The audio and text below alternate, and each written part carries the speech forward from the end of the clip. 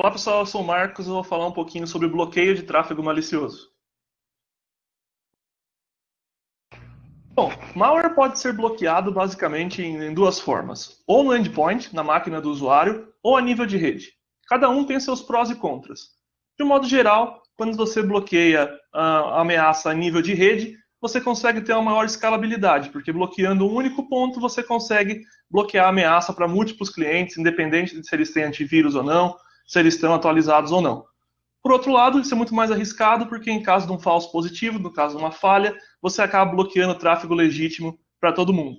Trabalhar a nível de usuário, por outro lado, você tem as complicações do lado oposto. Você tem que atualizar cada cliente, você tem que manter cada um dos clientes instalado antivírus. De outra forma, você não consegue escalar essa detecção. De um modo geral, eu tenho trabalhado mais a nível de endpoint. Então, em apresentações anteriores, em outros SBSEGs, eu já apresentei uma análise, um panorama de como o malware brasileiro, em especial, trabalha a nível de endpoint, quais são as modificações que ele faz no computador da vítima. A gente descobriu umas coisas muito interessantes, como, por exemplo, a grande confiança, a grande necessidade do uso de rede que esses exemplares têm. Como vocês podem ver aqui, eles fazem um grande uso de protocolos como HTTP ou como DNS para fazer download de payloads e filtrar informações. Além disso, desde 2015 até então, tenho realizado outros estudos que vêm mostrando outras características desse tipo de malware, como, por exemplo, o malware brasileiro em especial, ele confia, ele faz uso de serviços de cloud, né, massivamente para armazenar seus payloads. Então, como vocês podem ver aqui, vários servidores de cloud são usados pelos atacantes, de forma que eles conseguem, assim, ter um sistema escalável, ter um sistema estável, e fazer a detecção fica muito mais difícil, porque o tráfego malicioso acaba se misturando no tráfego legítimo. Acompanhando essa evolução e essas tendências, a gente pensou, bom, além de olhar para o endpoint, talvez a gente consiga identificar alguma coisa a nível de rede. E é basicamente o que a gente propõe nesse trabalho, dar uma olhada no que a gente consegue fazer a nível de rede para bloquear essas ameaças. Mas a gente acredita que antes de propor uma detecção, a gente tem que entender qual é o cenário, qual é o panorama. É justamente nesse estágio da pesquisa que a gente se encontra e é isso que eu gostaria de apresentar. Um panorama do que acontece na prática, né? Quais são os desafios para desenvolver uma solução, se esse tráfego malicioso é bloqueado de fato ou não, como é que a gente faria isso? E é o que eu vou passar a apresentar agora. Então, bom, a gente fez uma série de experimentos, desenvolveu uma série de métricas para poder apresentar isso. O que a gente fez basicamente foi, bom, a gente confiou em dois datasets, né? Um de malwares brasileiros, que é o que eu venho trabalhando há muito tempo, que diariamente provê novos exemplares de malware para a gente analisar, e um dataset global, baseado no Malshare, em que diariamente também pesquisadores adicionam novos exemplares coletados lá.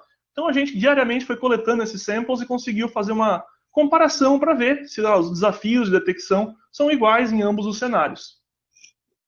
Bom, a gente pegou basicamente esses samples e submeteu diariamente, por 30 dias, na nossa solução de sandbox para analisá-los. Então, diariamente, a gente foi rodando os mesmos exemplares por 30 dias para ver quais eram os IPs que eles contactavam, se eles eram bloqueados ou não. E a gente fez o parche dos protocolos HTTP e DNS, que, como a gente viu, eram os mais prevalentes, para tentar entender, fazer essa análise inicial do que acontece com esses exemplares e com esses protocolos. Então, a gente descobriu algumas coisas interessantes. Então, por exemplo, a primeira coisa que a gente descobriu é que a maioria dos exemplares, a maioria do tráfego, né, relativo a esses exemplares não é bloqueada. Então, como vocês podem ver, menos de 25% para os exemplares globais e menos de 2%, 1% dos exemplares nacionais é bloqueado. A gente já esperava uma taxa relativamente baixa, mas confesso que não tanto. Foi um tanto surpreendente. A gente pode ver, claro, também que o número de payloads afetados é um pouco maior do que o número de samples, né? Então, alguns samples baixam mais de um payload, né? Então, você acaba afetando mais. Então, dependendo da métrica que a gente utiliza para medir, o número é um pouco maior ou um pouco menor. Mas, de um modo geral, a gente vê que a gente precisa trabalhar nessa direção, porque, de qualquer forma, menos de 70% dos samples, dos payloads, ou menos de 10% dos exemplares totais sendo afetados, é um número que, sinceramente, não faz muito sentido, né? Você, em 30 dias, ter todos esses malwares ainda em atividade. E, além disso, a gente verifica a diferença entre os cenários globais e nacionais, porque os exemplares são diferentes, então a taxa com que eles são removidos são diferentes. Eu acho muito importante prestar atenção nisso. E, bom, dentre os conteúdos que foram removidos, como é que isso funciona? Então, a gente pode ver aqui que, dentre eles, embora isso ocorra em tempos diferentes para os dois cenários, para os dois datasets, a cara, né, dessa curva é muito semelhante, né? Então ela começa com um período inicial bem devagar, né? E de repente tem um acréscimo bem rápido.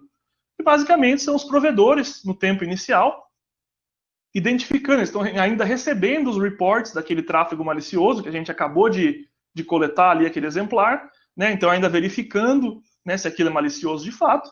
E de repente, quando eles percebem que aquilo de fato é malicioso, eles começam a bloquear. Isso ocorre basicamente todos ao mesmo instante, porque quando eles identificam que um atacante se registrou ali naquele servidor, infectou aquela máquina, eles começam a procurar por outras máquinas também que têm a mesma característica, também infectadas, e basicamente a gente tem essa curva, essa subida quase instantânea aqui no número de detecções. Mas bom, a forma que a detecção ocorre não é igual para todos os samples. Então aqui a gente consegue ver bem a diferença entre os samples globais e os samples nacionais. Porque a gente pode ver, a prevalência para os samples globais é de connection reachable, é basicamente falha de conexão. Porque esses exemplares de malware estão espalhados nas redes de telecomunicações. Então, cada vez que uma máquina é formatada, que o DHCP muda, enfim, uma série de coisas pode acontecer, eles acabam sendo bloqueados, acabam ficando fora do ar.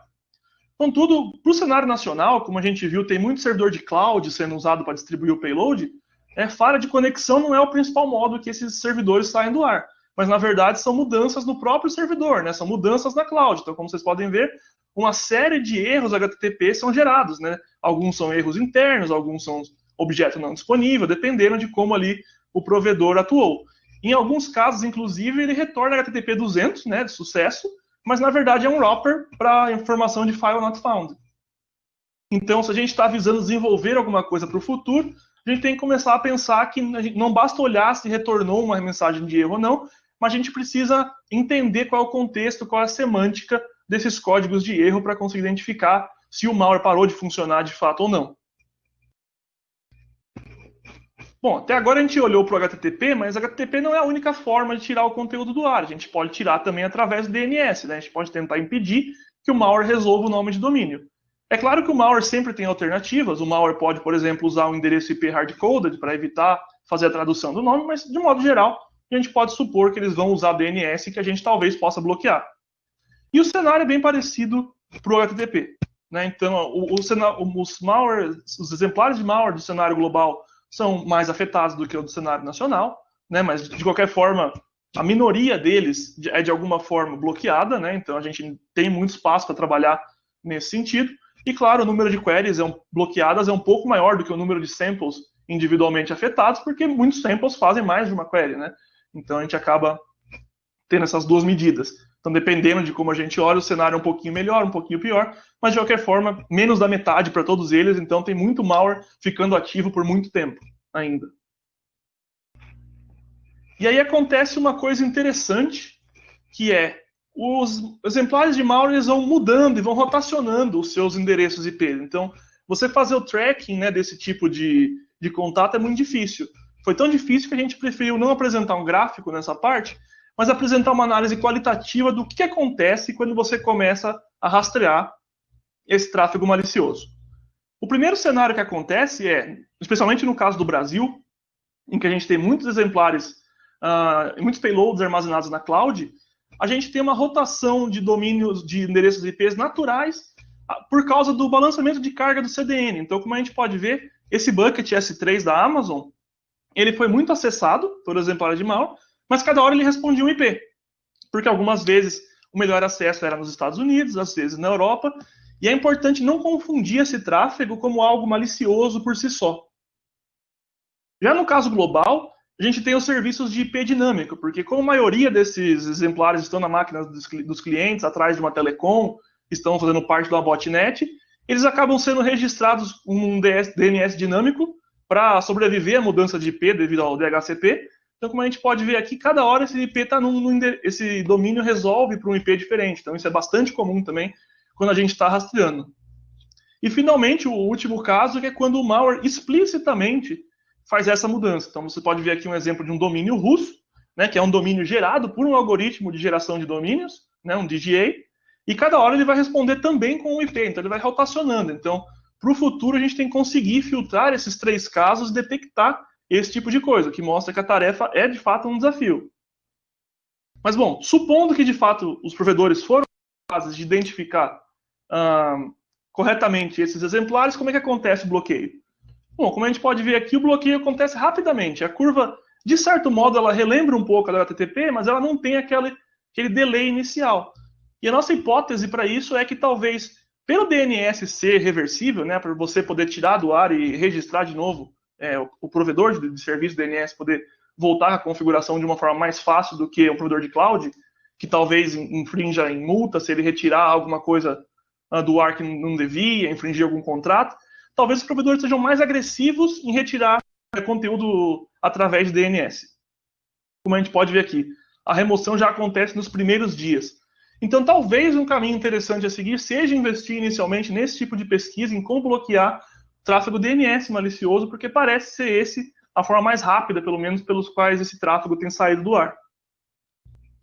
E, bom, indo para as conclusões, o que a gente viu é que ainda tem muito payload armazenado em cloud e que a gente precisa encontrar formas, né, de monitorá-los, de retirá-los do ar. O que eu vejo atualmente é que há uma série de pesquisas tentando proteger um cliente de um serviço de cloud de um host malicioso, o que é válido e necessário, mas a gente precisa identificar formas também de proteger esse host de um cliente malicioso, porque eu não quero, como provedor da infraestrutura de nuvem, que um cliente, o atacante, utilize minha estrutura para disseminar ataques. A gente viu também que DNS talvez seja a forma mais interessante, mais rápida de bloquear esse tipo de ataque, talvez seja essa uma direção de pesquisa mais interessante a ser seguida. A gente precisa ainda melhorar no reporte, porque muitos desses provedores de cloud não tem uma página de abuso, então enquanto eu estava analisando, eu fui tentar reportar para vários deles, e muitos deles não têm uma forma clara de reportar, a gente não precisa melhorar isso, e principalmente que o contexto importa. Como a gente viu, o malware brasileiro tem características próprias, ele é um pouco diferente do malware global, então somos nós, enquanto pesquisadores brasileiros, que vamos encontrar soluções para mitigar, né, os problemas de segurança que aqui se encontram devido ao malware que aqui atua. Também, se alguém tiver alguma dúvida, alguma sugestão, alguma crítica, pode entrar em contato pelos diversos canais aqui que eu disponibilizo. E muito obrigado pela atenção. Até a próxima.